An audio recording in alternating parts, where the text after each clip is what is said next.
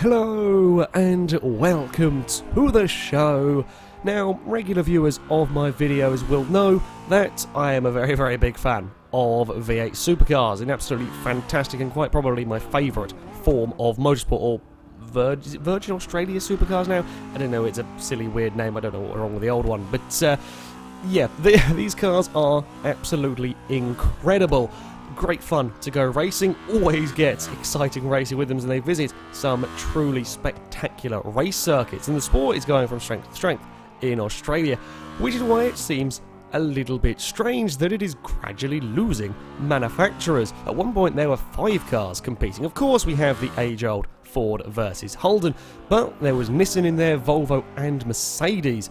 A couple of years ago, Mercedes would vanish. Volvo left last year, which is a bit of a shame to me. I'm a big fan of the Volvos, and the Volvos were doing well. The Volvos were up there, winning races, not quite consistent enough to win a championship, but were certainly doing very well. It seems like a sort of an odd timing, really, for the Volvos to leave or to not renew the contract. I think was more of the issue, but there we go. And that, of course, got me thinking.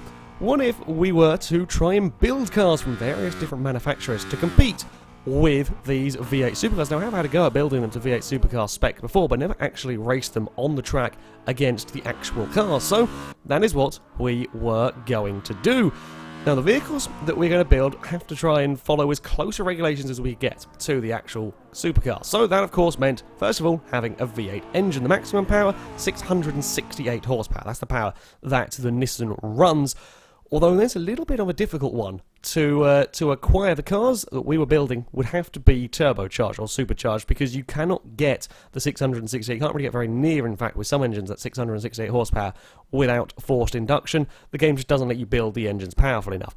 And when they are getting to that sort of power, they have a hell of a lot more torque than the V8 supercars, often in the 600 plus range, where the V8 supercar is in the 400-ish range. So yeah, the cars that were being built were going to be a hell of a lot torquier.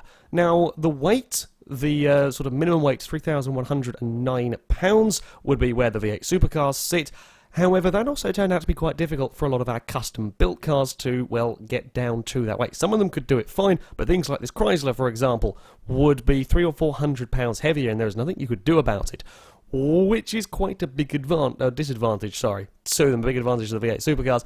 Yeah, a little bit of a pain. And likewise, tyres were another bit of an interesting subject. The V8 supercars run 280s, which is a tyre size only used by them on Forza. So for our custom-built cars, they will be restricted to running 275s at the front and 285s at the rear to keep things balanced. Unfortunately, that did throw a few cars out of contention, as a few vehicles come stock with 295s, and you can't put smaller size tyres on cars. It's a shame that you can't do that and customise them, but never mind. We would start off by going racing at the Hockenheim full circuit. Now, the first couple of races for this, we had the grid on reverse PI order, so the V8 supercars were starting at the back. They did have the highest PI, and we were kind of expecting them to work their way through the order, and it would make for an exciting race for these V8 supercars to try and get through the field of interesting alternate vehicles. And we certainly had a half-decent start, me and the Ford managing to pick up a couple of cars as they would run one Lexus out on the curb, having all sorts of issues. The curb out there is absolutely horrendous. I was busy fighting with the Ford as we now come down this back straight, and we would quickly realise the weakness of our actual V8 supercars. They get swallowed by absolutely everything down the straights. They are nowhere near as quick as the custom spec vehicles in a straight line. However, they are far better under braking and far better through the corners. We managed to box in the Lexus. Some teamwork between the Ford and the Volvo. Unusual to see teamwork between those two. However, we managed to box the Lexus in down the next corner, or down the next straight, although he was quickly pouncing past us as we battled our way through the field. There very quickly became a split. There was a front group, and there was, as we like to call it, Audi class that was further back. Now, the Audis would have to be converted to rear-wheel drive. Of course, all the V8 supercars are rear-wheel drive, and, well, they didn't go so well. They really didn't go so well. By the end of the first lap, they were starting to fall back quite considerably, and they were busy fighting amongst themselves. The Impreza had a very, very poor start, and that had dropped back into this group, but it was a considerably faster car when not tangled up with damage and traffic, etc. Yeah, the Audis were having fun fighting one another as the white and red car tries to go the long way around turn 2. Can't quite make that one stick as they run again, still side by side, a little bit of bumping between the pair of them. The big grey Audi had also caught up in all of this shenanigans as we run down towards the hairpin. The Impreza, with a huge amount of straight line speed though, would come soaring past 2 cars on the run into the hairpin, and then you've got to try and get that stopped. Easier said than done in the hairpin, as everyone struggles to slow their car down. The grey Audi is trying to make up some position. The Subaru would sort itself out to get to the front of this group, and behind the grey and red Audi going side by side. But yeah, they would be absolutely dropped by this group up here that were all fighting for second place, and it was the Lexus that was absolutely flying around this circuit. I do seem to remember when I built these up a while ago, the Lexus was a very, very nice car to drive, but this one here was incredibly fast. It was just about quick enough to keep up with the M5s in a straight line, and far better than them through the corners, so he could really put a fight on, although didn't quite get the move done at the hairpin this time around. You will notice the more they fought, the more that it helped me and the Ford. We would remain very, very close indeed, as you would expect from these 2 cars, as the Lexus gets a move done on the BMW, then go off chasing after the Maserati. Yes, the Gibble was in this race, and it's always good to see the Gibbles in a race, and it wouldn't be long before the Lexus would pass the Maserati and then go chase after the M5 further down the road. It was just near enough unstoppable.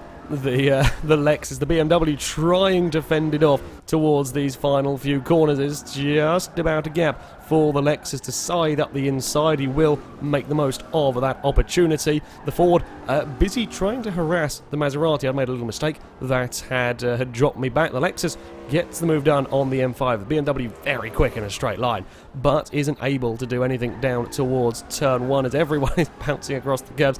Yeah, curbs are horrible around Hockenheim. Even in these race cars, the curbs are horrible. Yeah, the BMW just couldn't carry the speed through turn 1 and was too far back to do anything about that Lexus. I would then start to join in the fun in this battle. It's actually really quite entertaining driving the V8 supercars in all of this one. I was looking for a way past the Maserati Gibble, while my fellow V8 supercar looking for a way past a BMW. In the end, the Maserati ran out of rear-end grip, trying to push that car as hard as possible to fend off the Volvo. He would end up sliding off the track. BMW got a big oversteer moment that would allow the Ford past and then allow me to the inside. However, the M5 straight line speed would, be a little bit too much. It's just incredible acceleration that was going on in that BMW. I could get to the inside of it on every corner. I could outbrake it at every corner. But as soon as we got even to a half straight, it was off. And now it's putting the Ford under pressure. The Ford has to defend into the second corner. Again, I've got my car up the inside, I've got the traction, I've got the momentum, I'm going to go around the outside of the next part, and even on the curb I've got the initial speed because I can carry so much speed around the corner. And then we say bye-bye to the BMW when we go to a straight. Yeah, it was good fun battle, but not much could be done about the M5. At the front, it was a Maserati Gibble that was leading the way, having managed to get away from all of the craziness. He was being caught quickly, though. And it was about a lap too short for the Lexus to really do anything about the Gibble. Yeah, that open air early on was very, very helpful for the Maserati to claim victory. The Lexus, by far the fastest car in the race, would come home in second. The battle for the final podium spot, though, was very much on between a BMW and us two in the V8 supercars, looking for any way past that we could. This final sector is all suited to the V8 supercars. However, we've still got that drag race towards the line. I wasn't going to try and make a move on the Ford. I wanted to at least get the Ford past the BMW if I could, because if we started fighting, we'd slow each other down far too much to be able to get near the BMW, but there was just nothing that we could do. We just didn't have the acceleration off the corner, and the BMW did a great job of fending us off for those final few turns. BMW claiming third ahead of the two V8 supercars, another BMW and Maserati Gibble further back. There was a quick abandonment of Audi class because the Audis just weren't working at all. None of the Audis, whether it be the RS4s, the S3s. I did allow people to run an estate car, but none of them worked. Just none of them were quick enough to be competitive at all, which is a shame. But sometimes, yeah, that's the way it goes. You see, with the estate car being again pretty much annihilated in the opening laps. One Gibble already to the lead, quickly trying to get away from the chaos. Another one would get past. There was a couple of Audi drivers swapped to various other cars. Maserati was a popular one to go to. We did also have a couple of other proper V8 supercars introduced as people abandoned the Audis pretty quick. The difficulty with them is that they didn't have the straight line speed of some of the other cars, neither did they have the grip of the actual V8 supercars. They got beaten in pretty much every area of the track completely, and yeah, over the course of a lap it was not so good. I mean, the car we're following was very, very quickly being dumped down the order as BMW and Maserati came soaring past. Now, I didn't have a particularly good start to this race, got a little bit boxed in, got a little bit bopped around, so it was down to the Ford to try and do as much as he could to keep up with this mid-pack, and sure enough, the brakes on the Ford, the grip on the Ford were very good. A big dive on the Gibble there to move up a position here from an incredibly long way back. Although they were, once again, fighting that mighty Lexus, a couple of BMWs around, there's another Maserati to try and get past on the inside, and it was very, very busy around this fight. There's a lot of cars in a very small piece of a racetrack there. The Ford did actually get up ahead of the Lexus briefly, as we now run down the start-finish line, and the Lexus would very much outdrag the Ford in towards turn 1. The Ford, though, better on the brakes, could fend him off for now. But it was always going to be a matter of time, mainly the long straight, until the Lexus would get back past. I was busy trying to fight my way through the order as well, making it 3 wide down the corkscrew section. It's not a great part of the track, I will be honest, to go 3 wide. It's a different layout, Yaz, that we normally use. V8 Supercars did run around this layout for a couple of years.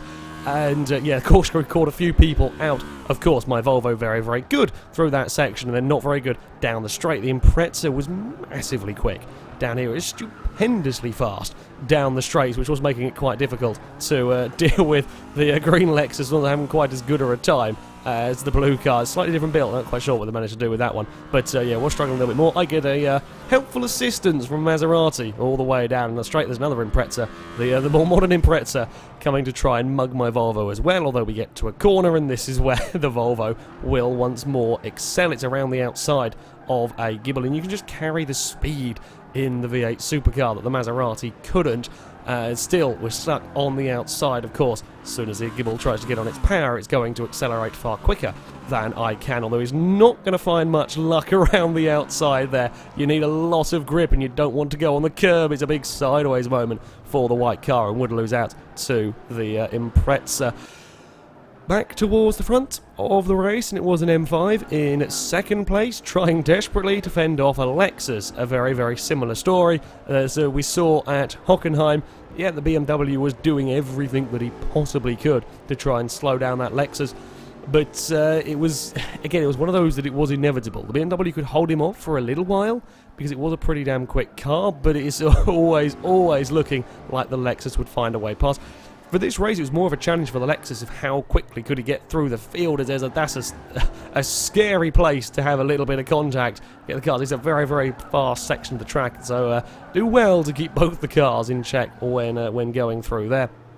But yeah, it's kind of a challenge almost for the Lexus, as it starts fairly well down the field, fairly high PI in that car, which meant he had to try and get through the traffic as quickly as possible, lose as little time as possible, so he could try and chase down the Gibble. That's actually a relatively low starting PI that could escape at the front. The Lexus is still side by side with the BMW. The M5 isn't giving it up, and of course the longer they're fighting side by side, they are slowing themselves down. They're allowing the Maserati at the front to get further away, and you will notice an M5 and a Ford coming to join in the fun. The Lexus, though, better run off of the tighter corners there, could get himself far enough ahead that the BMW can't really do anything into the next corner, and he has to settle for following in line. The Ford was very much up with this group, and after a poor start for me, I ran a couple of laps in clean air and very quickly actually caught the back of this section. but the Ford was having difficulties in getting past the cars. Again, straight line speed. We were being absolutely murdered down these straights, and the problem was the slower cars would find ways past us down the straights, and then as soon as we get to the section of the track where we were very fast, where we could make up our lap time, we would have 2 cars ahead of us that we couldn't find a way past. So yeah, we were kind of getting doubly hurt in this race. I think things weren't going particularly well for the V8 Supercars, as now the Gibble would have a look down the inside as we run towards this very, very big braking zone. Of course, the Ford can be much, much later on the brakes. Looks to try and go around the outside. The Gibble was mega late on the brakes. Kind of runs wide and ends up blocking off the Ford, and that's the issue that we have as a V8 Supercar in this race. You just got sort of blocked in, you kind of got stuck in traffic, and it was so difficult to make progress through the field, even with a very, very quick car. At the front, it would be the Gibble that would go on to take victory again. Lexus was very, very fast around here, however, stuck in traffic too long, lost too much time fighting the BMWs and couldn't, I think it only got sort of 3/4 of a lap to try and chase down the Maserati in the end. Another solid victory for the Gibble Lexus in second. Interestingly though, fastest lap of all would go to my Volvo. Having run in clean air, being able to exploit the V8 Supercar through the twisty sections, I did actually go quicker than the Lexus around this track, which wasn't an expected thing. You can see how hard we were pushing these V8 Supercars, trying to find a way past on the final lap, but there was nothing we could do. BMWs would claim 3rd and 4th ahead of the Gibble in 5th, the Ford 6th, my Volvo in 7th. And finally, we would head to Bathurst. Of course, we had to finish off by racing here. This time we gave up with the whole reverse PI grid. It wasn't really working as we were expecting, so completely random grid for this one. A little bit of shenanigans went on at turn 1, as can often happen when you're trying to fit 3 wide on a very, very narrow piece of tarmac, and it would be an Impreza that would break away towards the front of this group as we tear down towards the first big braking zone of the race, and the Subaru would be content with going the long way round. It is not the most fun corner to be going too wide as green Lexus gets very, very close to the wall, just about manages to stay out of trouble. The white and black Maserati is up there in 3rd place already, and Nissan had joined us for this and was now quickly trying to find a way past cars ahead. Now, the difficulty in being a V8 Supercar, once again, when you get to the twisty bits, where these cars are absolutely excellent, you've got a lot of vehicles ahead of you that are making an interesting roadblock. So we had to get through the field as quickly as possible. There was a Maserati sliding his way towards the wall. It's too wide through an incredibly fast corner. Some dirt being kicked up by that Maserati that's going to lose 3 places from that moment. Just running a little bit wide. I don't know if he brushed the wall or just got it out of shape sideways across there. 3 cars come soaring past. You can't afford to make mistakes around it, as the Ford would find out as well, running a bit wide on the way down the hill, clipping the wall, and I will say thank you very much and move up a position. And we needed to carry as much speed as we could down that hill, because then we come to a very long straight. And a very long straight is not particularly good for the V8 Supercars. Back towards the front, this was the fight for second place. The Subaru led the way, and it would lead the first lap. The Gibble fighting with the M5, and the blue Lexus has come to join in the fun once more. Of course, less traffic for the Lexus to fight his way through this time around. It was up to 4th by the end of lap 1. That spelt trouble for, well, pretty much all of us. Had a look at trying to find a way past the Maserati at turn 1. Couldn't quite make it stick. The M5 busy now chasing off after the Subaru, and you know, you see this happen when you try and make an attack work. You can end up costing yourself a fair bit of time. Maserati lacking the straight line speed to fight off that Lexus, as the Subaru was doing a very, very good job actually at the front. The Subarus have been relatively quiet in the previous races, but much more suited to this Bathurst track. The Nissan was the highest placed of the V8 Supercars, although he was having trouble with straight line speed. Impreza just breezes past. And admittedly, the older of the two both the Imprezas were very quick in a straight line. The older car, ridiculously fast, and then all of that time that it makes up in the straight is immediately evaporated. I probably don't really help matters in all of this, is get myself alongside the Nissan. I got a mega run out of the chicane. There's nowhere really to go with it. As we go too wide around the final corner, the Subaru runs out of grip trying to fight us off and would end up in the sand. One of the M5s, I think, took damage from a clonk against the wall and had to go and dive into the pits. But yeah, I mean, again, much like I had with the Ford at Hockenheim, I was having a great V8 supercar battle with the Nissan in this one, but yeah, at the front, and it wouldn't be long before the Lexus would power past the Subaru. However, the Impreza did not fall back through the field as quickly as, well, a lot of us expected. It would sit up in second place, and the Gibble couldn't really do very much about finding a way past. It sort of stayed at a similar kind of gap to this for the majority of the race. Nothing that it could really do. At the front, though, the Lexus would finally claim a victory, having been monstrously fast in the first couple of races. A little bit unlucky, though, with traffic. Yeah, the ISF was an incredibly good car at this one, and it would get its victory here at the Bathurst circuit. A well-deserved victory. It was stupidly fast. I don't know how the Lexus was so fast compared to everything else, but yeah, we're talking sort of a second a lap faster, certainly at Hockenheim, second a lap faster, and about a similar margin here at Bathurst. For the best of the V8 supercars, I made a hash of the final lap. That would allow the Nissan to get away from me. The Maserati also made a mistake on the final lap, running wide, and Nissan would fire himself past as they came through the chicane. The Impreza would go on to claim a second place. Maserati all across the grass as well. Impreza claiming second, the Nissan claiming third, Maserati fourth, me. If I hadn't made a hash of the final lap, maybe a little bit better, maybe a fourth place for the Volvo, but I'd have to settle for that fifth. It was certainly some interesting racing. If we ignore the Lexus for a minute, lap times between the actual V8 supercars and the likes of the Maseratis and the BMW M5s were pretty damn close. A lot of people didn't go for sort of the Chrysler 300C and the Dodges and so on because they were just too heavy to really be competitive, and they would have been quicker than Audi class because Audis were terrible. I don't know why, they were just awful. They would have been quicker than Audi class, but they would have been kind of in between Audi class and the front group. Yeah, the Maseratis and BMWs and the actual V8 supercars worked out relatively even over the course of a lap. BMW's very quick in a straight line, struggled a bit more through the corners. Maserati's a little bit more balanced, of course.